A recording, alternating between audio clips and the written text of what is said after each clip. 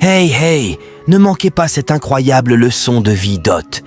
Vous voyez ce type qui tient un vase dans la main? C'est un grand marabout. Il a endormi cette femme pour que son mari puisse échanger le bébé qui se trouve dans son ventre par un poisson. Suivez bien la scène. Sous les incantations du marabout, le monsieur, avec une forte puissance mystique, fait sortir le bébé du ventre de sa femme et le met dans le vase. C'est alors que le marabout crache un sort dans les mains de l'homme et se transforme en poisson. Voilà. C'est le poisson que le mari est en train de mettre dans le ventre de sa femme Dot. Oh! Où va le monde avec toutes ces énormités? Au moment même où il fait entrer le poisson dans le ventre de la femme, celle-ci sursaute dans son sommeil et se réveille. Le marabout disparaît aussitôt. C'est à ce moment que le mari commence à faire semblant. « Comment vas-tu? J'espère que tu vas bien ?» La femme lui répond « Oui, ça va bien. » Soudain, quelqu'un frappe à la porte. La femme dit à son mari « Va voir qui est là. » Le mari redemande « J'espère que tout va bien ?» Elle répond encore « Oui, ça va. » Elle reprend « Ça doit être ma sœur. Elle et moi avons un programme. » Le mari, méfiant, dit « Un programme? J'espère qu'il ne se passe rien ?» La femme répond « Non, non. » Le mari va ouvrir la porte. C'est effectivement la sœur de la femme, accompagnée de ses 2 filles. « Bonne arrivée, belle sœur. Ah, c'est pas Kémy, ça? Elle a vraiment grandi, hein? Oh, Bertine, ma chérie, comment vas-tu? Et ton papa? » La petite répond « Je vais bien, et papa aussi va très bien. » Mais cette fille, attention, est étrange et mystérieuse. Dieu lui a donné un pouvoir inexplicable. C'est une voyante.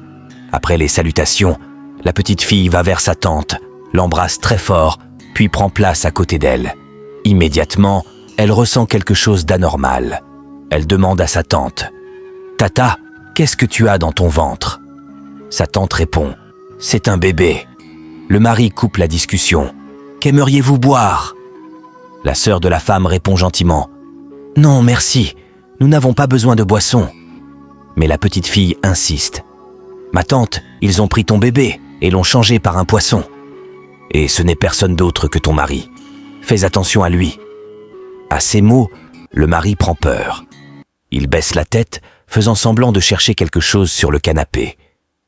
La petite fille se tourne vers lui et lui dit « Toi, regarde-moi ici. Pourquoi as-tu échangé le bébé de ta femme contre un poisson? Pourquoi tu fais ça ?»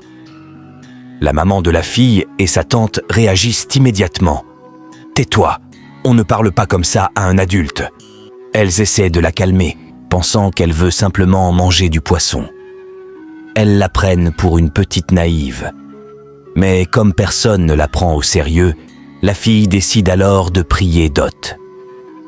Les adultes continuent leur discussion. La sœur dit « Comme je te l'ai dit, le mari de ma sœur a un souci financier. Elle demande si on peut l'aider un peu. » Le mari répond « Pas de souci. Tu as besoin de combien ?» Elle lui dit le montant. Il répond « Donnez-moi quelques minutes. Je vais vous donner l'argent et tu vas vite partir avec tes enfants. » La femme s'étonne. « Tout de suite? Elle vient d'arriver. Comment vont-elles repartir aussitôt ?» Le mari insiste. « Oui, c'est ce que j'ai dit. Ne me pose plus de questions. » Pendant ce temps, la petite fille prie toujours. Le mari va dans la chambre et retourne. À sa grande surprise, la petite fille est en train de prier de toutes ses forces. La femme enceinte commence à crier « Quelque chose bouge dans mon ventre !» La fille dit « Je déclare maintenant que tu vomis ce poisson. Vomis-le immédiatement !» Le mari revient en courant et tente de donner l'argent à la sœur. Mais cette dernière refuse. « Tu ne vois pas dans quel état est ta femme ?» La femme vomit alors. Le poisson qui tombe au sol. Tout le monde est sous le choc Dot.